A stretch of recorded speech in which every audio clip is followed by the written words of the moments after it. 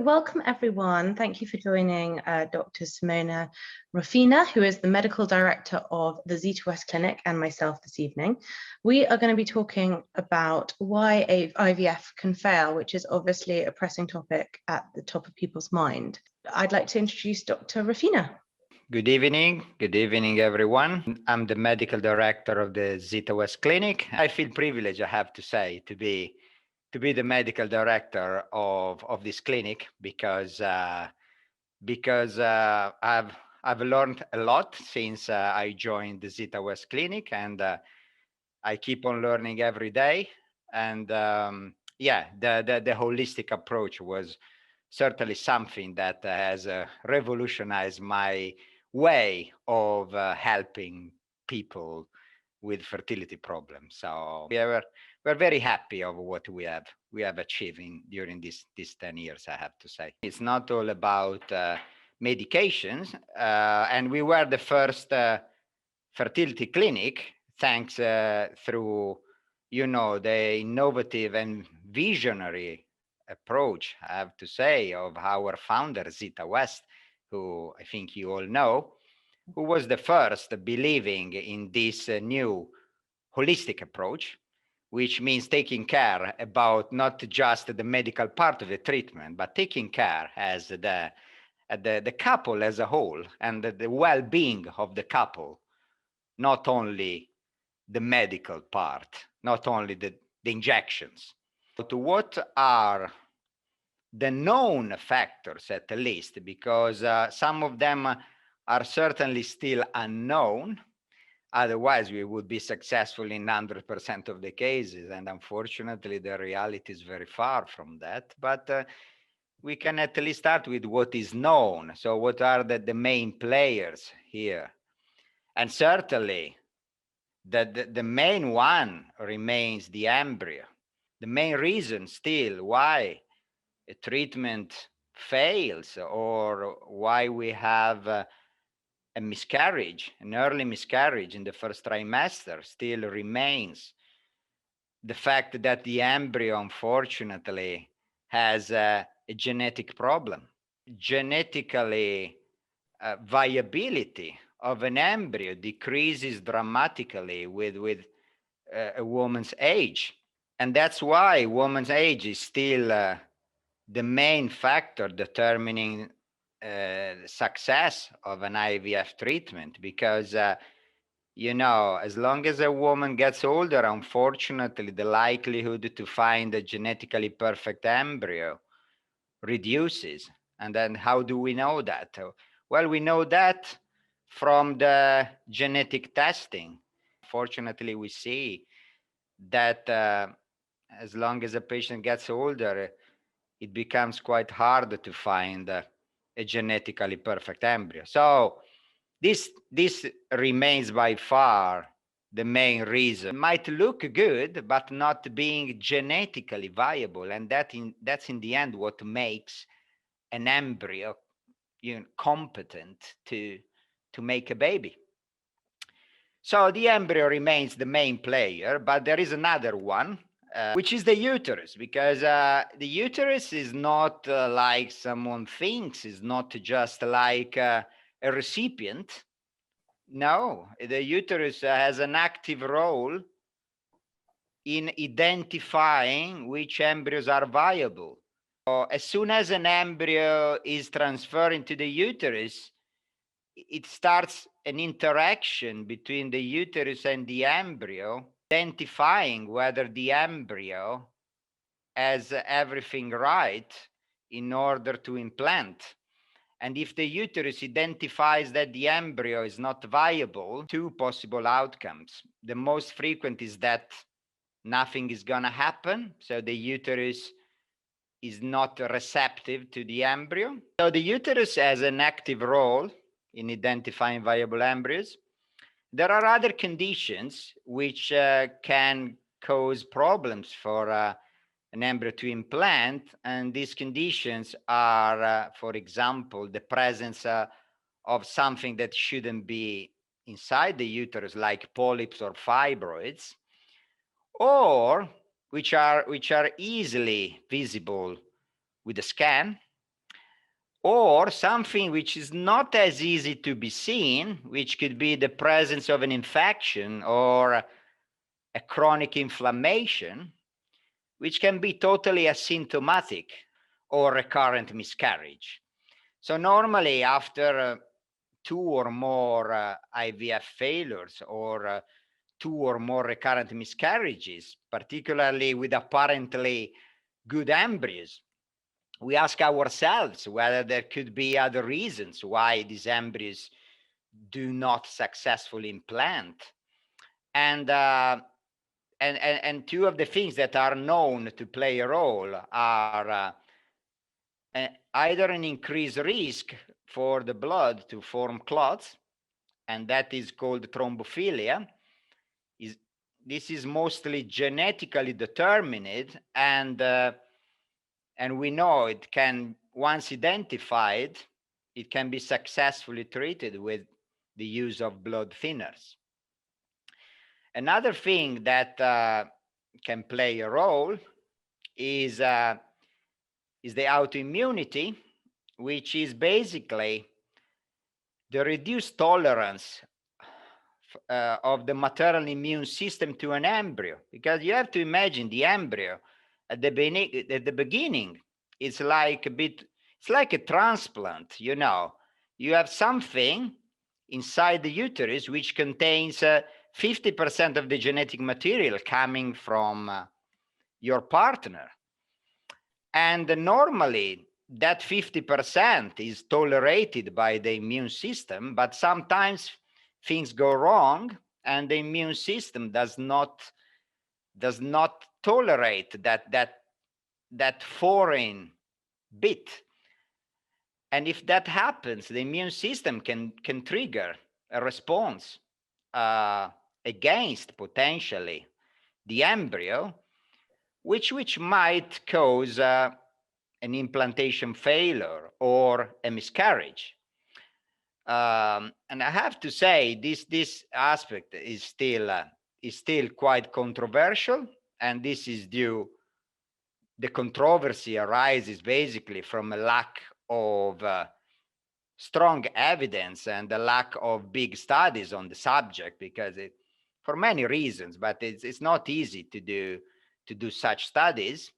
So they developed this test called ERA, which is more and more utilized. This test should be able to tell whether we are putting the embryo at the right time. When we put an embryo, for some patients, it might be either too early or too late. So the uterus is not receptive to an embryo, because the uterus has a limited window of implantation. So if you put an embryo at the wrong time, it could be the best embryo in the world, but probably it won't implant.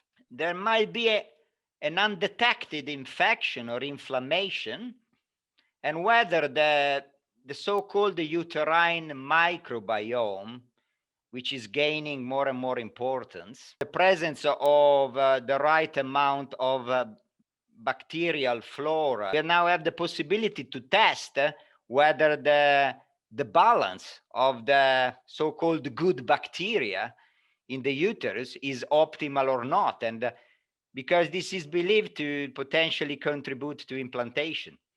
And if it's not, we can easily implement that by giving our patients some probiotics, hopefully recreate an optimal environment for an embryo to implant. And if we identify an infection, clearly we have the possibility to give an antibiotic treatment of a woman, because women, you know, are not that lucky as men are. Men can be fertile even when over their 50s. The science is helping by finding ways, and one very effective one is to removing some ovarian tissue when women are young and transplanting this ovarian tissue in the same woman once this woman might have exhausted her fertility. And this has proven to work. So yeah, yeah, in the end, we don't have to forget, as I said at the beginning, it's not all about medication and tests, because what I've learned is that the emotional well-being of the couple is crucial to have a good outcome. If a couple is not in the right place, sometimes you can have all the best factors in the world. You can have the perfect embryo, you can have the perfect uterus, but you see that if that couple is not in the right place, still the treatment, unfortunately, might not work. And that highlights the importance of the emotional and physical well-being, which is at the core of what we do, or what we do at our clinic. As I said at the beginning, we were undoubtedly the first clinic in the UK introducing this approach. Now a lot of clinics are doing this, but we were the first, and we keep on working hard in ensuring that all the members of our staff, from the doctors, the nurses, the admin, everyone, support our patients from the beginning to the end. And also we're very lucky to have a series of people working with us, counselors, hypnotherapists, nutritionists, which are among the best professionals in their field.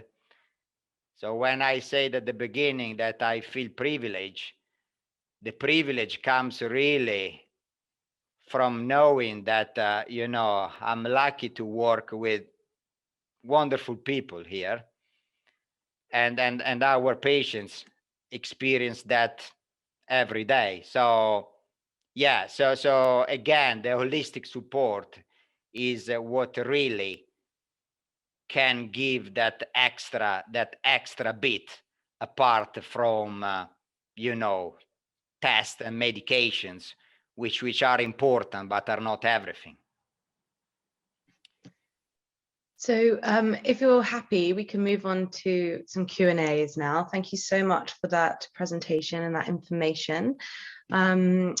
We can start with some live questions that we've got, and then move on to the ones that we were sent in advance. So some people have already asked some questions live, if you're happy to give some answers. What can cause an embryo transfer to result in an ectopic pregnancy? Well, we're starting with the difficult one here. Yeah. So, well, again, we can discuss what is known, because sometimes we don't know why an embryo decides to implant the fallopian tube. What is known is that, particularly in women who had a previous ectopic pregnancy, that is more likely to happen, because whenever the fallopian tube has been damaged, either by a previous infection, for example, these treatments are expensive, so we have to be mindful of that. Someone's asked about PGTA testing, asking if this can increase success of implantation. My answer to that is no.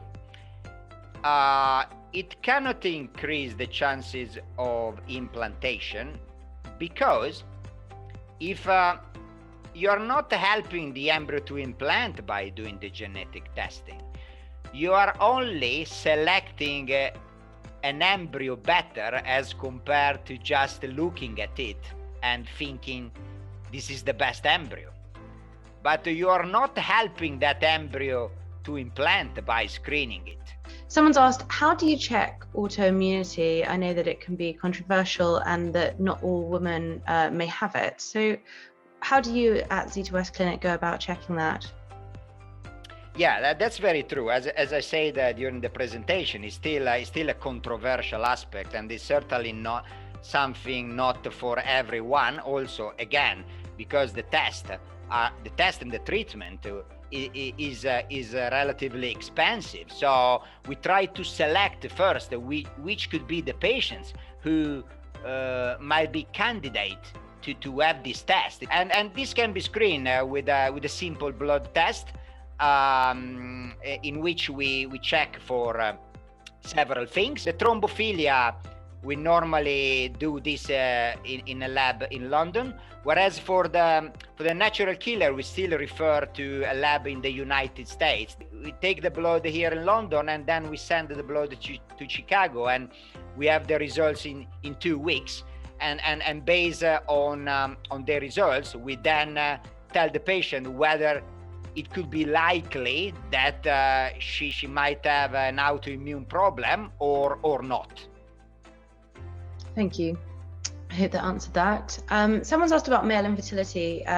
Given we understand that it can make up 50% of situations or cases, is there any new research on this and support for men? So first of all, we have to consider the man as part of the couple, because way too often the focus is just on the woman.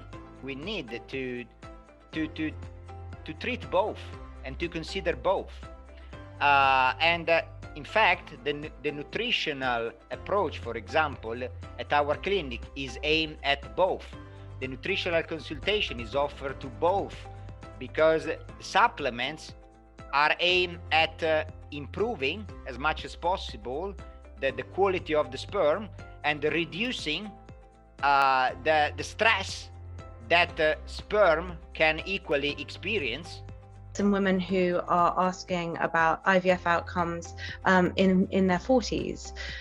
What would you say here, and IVF in your later 40s and poor egg quality?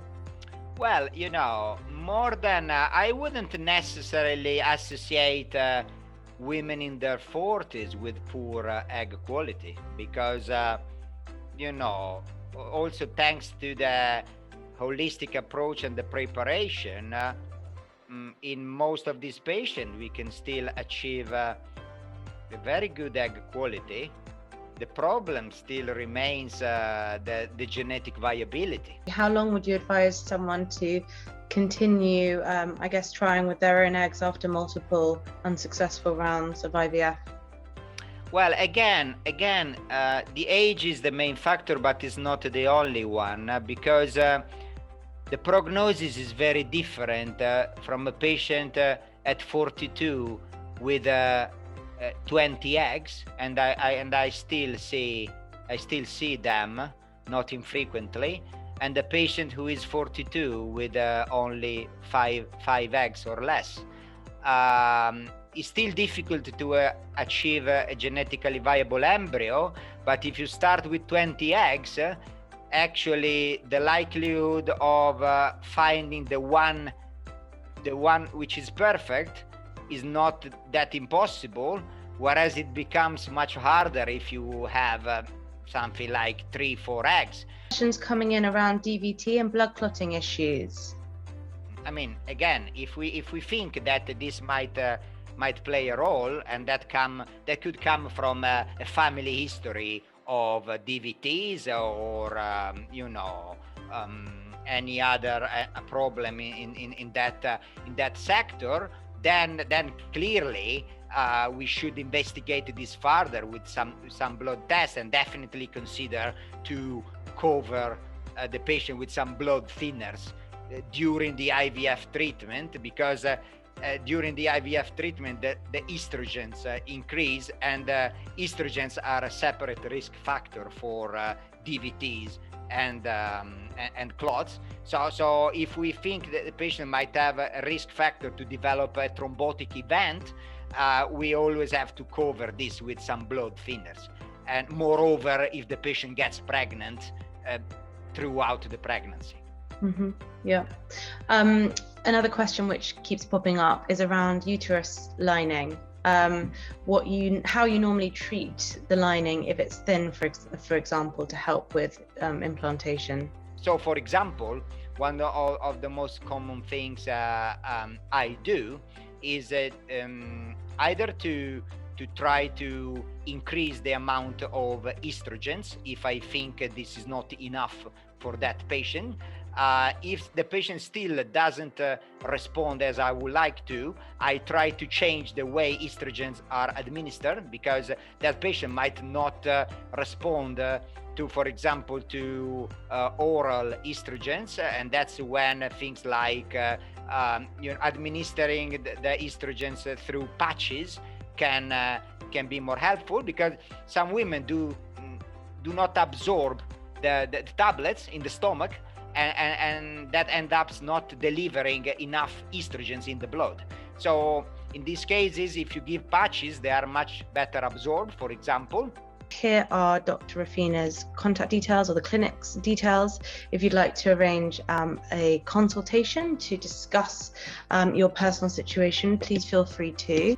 We've also had lots of questions again on supplements, so further to what Dr. Rofena was just saying earlier, it's advisable to see a nutritionist to have personal suggestions of what you may consider taking. Zita West Clinic, or Zita West, do have a range of supplements, so if anyone wants to look those up, we do have a discount code of FHH10 if you want to have a look at those. Really insightful. I hope that everyone has found it useful as well, and yeah, we appreciate you coming on, so thank you, and thanks to everyone for joining as well. It's my pleasure. Have a nice evening. Thanks everyone. Have a nice evening. Bye bye.